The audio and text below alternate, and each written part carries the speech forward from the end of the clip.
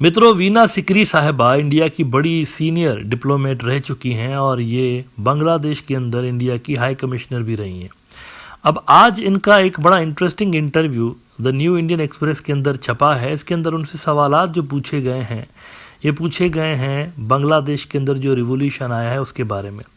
अब उनके जो तासुरात हैं, उनके जो विचार हैं, वो मोहम्मद यूनुस की सरकार के हवाले से कुछ अच्छे नहीं हैं। और इनका ये इंटरव्यू पढ़कर कुछ ज़्यादा हैरत हुई भी नहीं, क्योंकि इनका जो नैरेटिव है ये बिल्कुल वैसा ही नैरेटिव है जैसा इंडिया की तरफ से हमें डे वन से लेकर सुनने को मिल रहा है।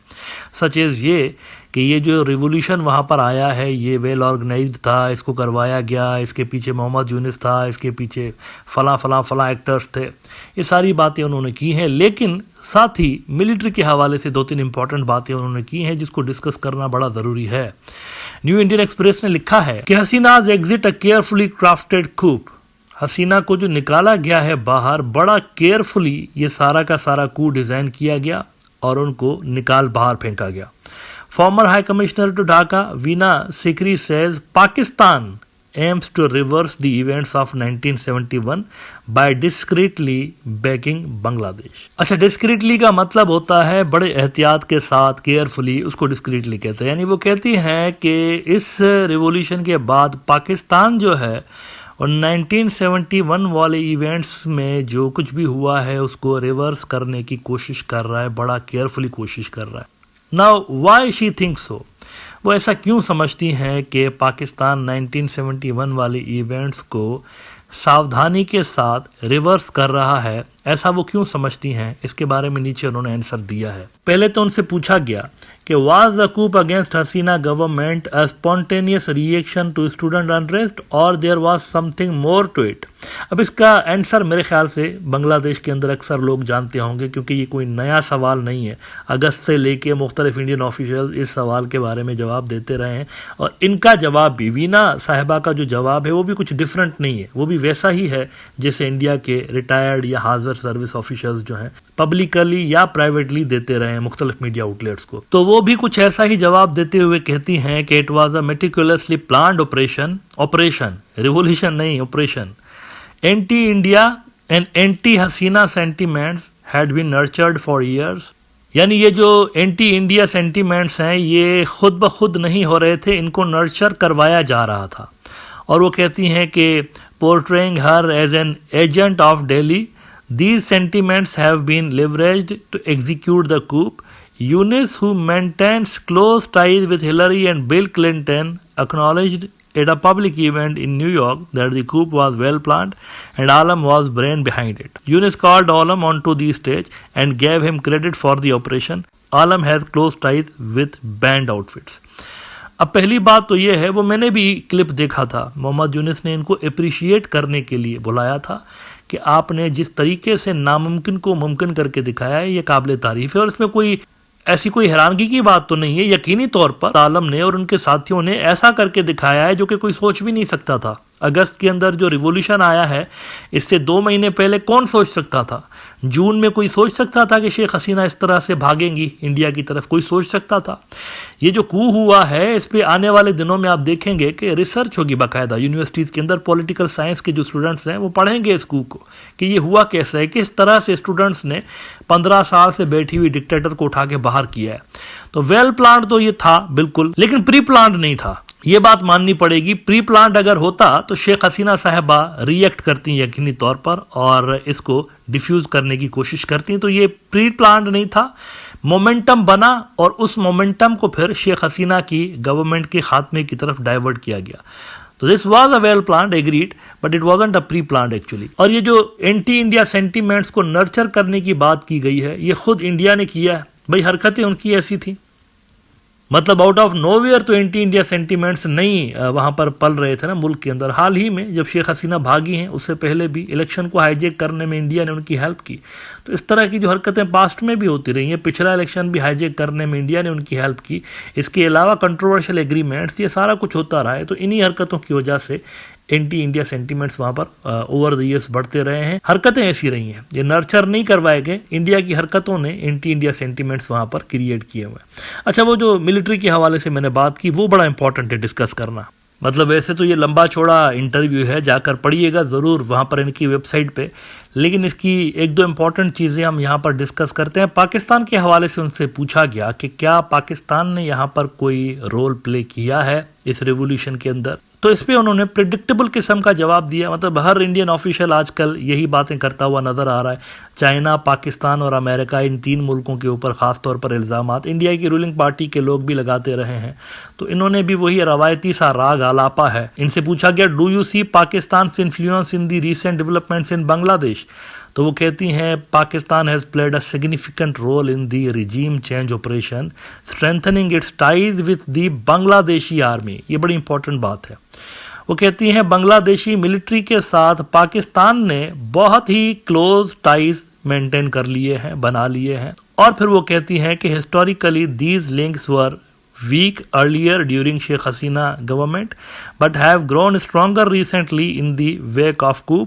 Pakistan's objective is to reverse the historical outcomes of 1971 by influencing Bangladesh's political trajectory. अब इसमें दो मुतज़ाद बातें कर रही हैं। पहली बात वो ये कर रही हैं कि कूप से पहले, यानी शेख हसीना के धबड़दूस होने से पहले, बांग्लादेश और पाकिस्तान की जो मिलिट्री है उनके टाइज वीक थे। तो जब टाइज वीक थे तो पाकिस्तान का हाथ कहाँ से नजर आ गया आपको इस कू के अंदर? इंपॉर्टेंट बात है ना। मतलब पाकिस्तान का मिलिट्री के अंदर वीक लिंक था, मिलिट्री के साथ, बांग्लादेश की मिलिट्री के साथ उनके टाइज वीक थे। तो जब इनके टाइज वीक थे तो ये कू कैसे हुआ है फिर? इसका मतलब है मिलिट्री शेख हसीना के कंट्रोल में आखिर तक रही। इट्स जस्ट दैट ग्राउंड पे जो ऑफिसर्स थे, जो जवान थे, उन्होंने लोगों पे फायर मारने से इनकार किया, जिसकी वजह से उनकी सरकार धपड़धूस हुई है। आखिर में यही हुआ था ना। सोल्जर्स ने कहा कि ये सामने से यूनिवर्सिटी के बच्चे आ रहे हैं, कैसे उन पे गोलियां मारें? यूनिवर्सिटी के बच्चे थे ना, तो उन्होंने कहा कैसे इनको गोलियां मारें? तो असल में ये हुआ, यहाँ पर मामलात गड़बड़ हुए। अदरवाइज मिलिट्री के ऊपर तो उनकी स्ट्रांग ग्रिप थी।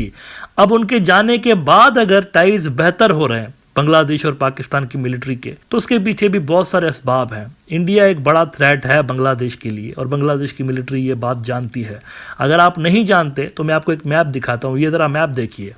ये जो नक्शा आप देख रहे हैं, ये इंडिया के एयर कमांड और एयरफील्ड्स और naval commands, naval bases, army bases, ये तमाम के आपको मैप नज़र आ रहा है यहाँ पे इस नक्शे के अंदर।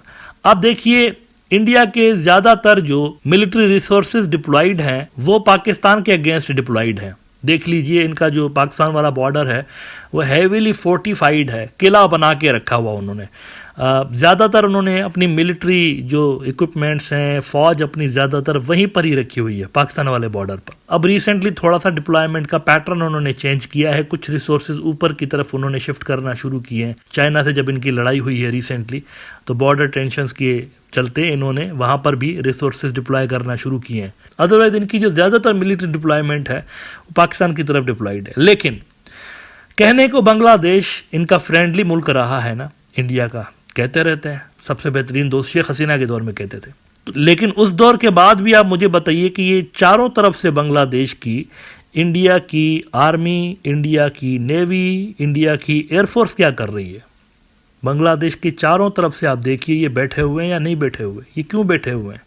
फ्रेंडली कंट्री है ना, तो एयरफोर्स के अड्डे भी बहुत बड़े बड़े बना के रखे हुए हैं और आर्मी के भी अड्डे हैं और नेवी के भी अड्डे हैं, चारों तरफ से हैं। बांग्लादेश के चारों तरफ से नीचे अंडमान और निकोबार आइलैंड में ये बैठे हुए हैं, और ऊपर आप देखें अगर तो वेस्ट बंगाल के अंदर आर्मी का बेस है, इनकी नेवी के बेसिस हैं, इनकी एयरफोर्स के बेसिस हैं बांग्लादेश के चारों तरफ से। तो ये क्यों रखे हुए हैं उन्होंने? ये सोचने की बात है। ये फ्रेंडली कंट्री है अगर, तो ये बेसिस तो होने चाहिए थे उस तरफ, चाइना वाले बॉर्डर पर। इधर क्या कर रहे हैं? बांग्लादेश के बॉर्डर के पास क्या करना चाहते हैं आप? देखें, ये बहुत बड़ा थ्रेट है। अगर आप इसको मिलिट्री एतबार से देखें तो बहुत बड़ा थ्रेट है।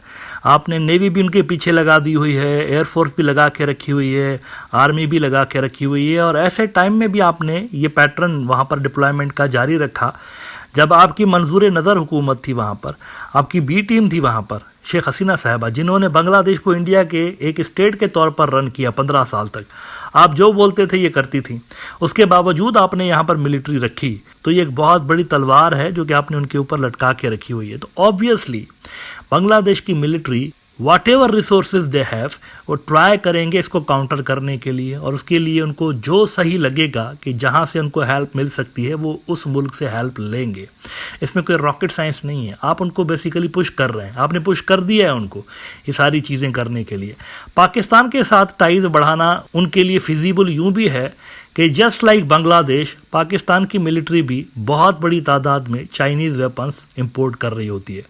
यानी कि जो दोनों मुल्कों की इन्वेंट्री है वेपन्स की वो तकरीबन एक जैसी है, बहुत सारे वेपन्स एक जैसे हैं दोनों मुल्कों के अंदर, क्योंकि चाइना से इंपोर्ट कर रहे होते हैं। तो इस सूरत हाल में ये आइडियल मिलिट्री बनती है। स्पेयर पार्ट्स भी दोनों के पास एक जैसे होंगे इक्विपमेंट्स के, और कई सारे इक्विपमेंट्स दोनों के एक जैसे होंगे। इसके अलावा काउंटर टेररिज्म के अंदर भी पाकिस्तान का एक्सपीरियंस है। इंडियन प्रॉक्सीज के साथ लड़ते लड़ते उनको कई डेकेड्स हो गए हैं, टीटीपी, बीएलए और ना जाने कितनी प्रॉक्सीज।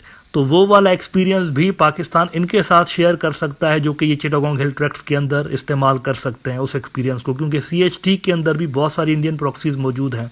तो ये नेचुरल अलायंस है असल में, दोनों मुल्कों के दरमियान अगर मिलिट्री अलायंस बनता है तो इसके अंदर म्यूचुअल बेनिफिट है, असल में नेचुरल अलायंस है, दोनों का प्रॉब्लम एक जैसा है असल में। लिहाजा इतने सारे मिलिट्री के अड्डे रख के बांग्लादेश के आसपास इंडियन एक्सपर्ट्स को ये नहीं कहना चाहिए कि यार ये क्यों हो रहा है, दोनों मुल्कों के दरमियान मिलिट्री टाइज क्यों ग्रो हो रहे हैं।